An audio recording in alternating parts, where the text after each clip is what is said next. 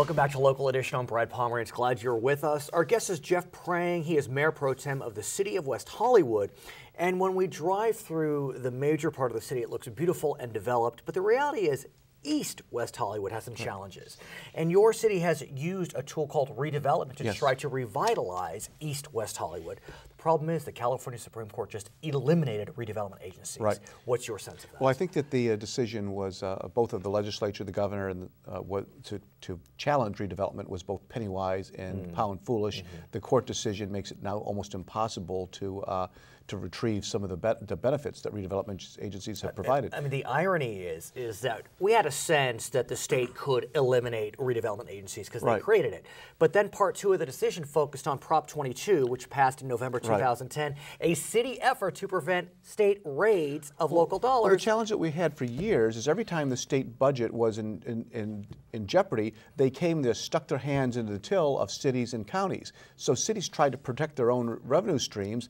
And but it backfired. It did. In this case, because the compromise was to allow the state to work with cities to take city money to keep redevelopment open. Right. So now what? So now we're going back to the legislature trying to find another alternative that may allow us to keep certain components of redevelopment. We're not sure about the success of that. There's still a lot of question whether or not the governor would sign such a bill. But in the end, whether it happens this year or in future years, there's going to be an imperative because this is virtually the only economic development tool that cities have available to them. The governor had talked about creating a formula whereby cities, counties, whomever, could go to the voters and seek to pass some type of bond measure or taxing measure, create a lower threshold, not 2/3, but maybe 55%, 50%, which would allow cities to use that revenue for redevelopment. What do you think about that plan to drop the threshold for redevelopment purposes? I'm absolutely in support of it.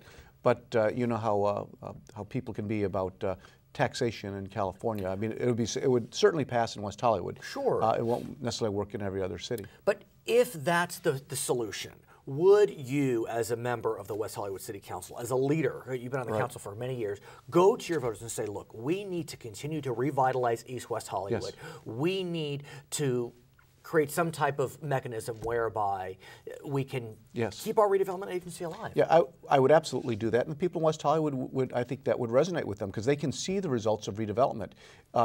15 years ago, the east side of West Hollywood had street prostitution. There were dingy businesses. You go down there between Fairfax and La Brea now, there's high-end shopping. But I want to get a sense, if we can bring it down, because so often we talk about these issues in the clouds. How does this impact everyday people living in West Hollywood, living in Los Angeles, living in Santa Monica, whoever may have a redevelopment agency? It affects jobs. It affects revenues to the city. A lot of the improvements in the city are generated from redevelopment, which allow us to reinvest in affordable housing, in business incentives. But now that there's no redevelopment, the money that had been siphoned off from property taxes, couldn't that money then go back into schools, which are challenged? Well, yes, it will, and that will be helpful. But what it also means is that your economic generators, the cities with redevelopment, we're generating jobs, generating new taxes.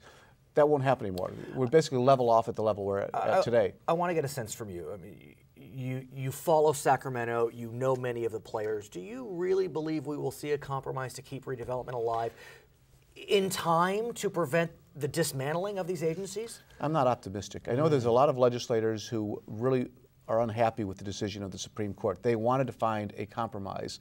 And at this point, bringing something forward and getting the governor to sign it seems to be a bit of a bridge too close. His name is Jeff Prang. He is Mayor Pro Tem of West Hollywood. I'm Brad Pomerance. Thanks for staying with us on Local Edition. Back to HLN.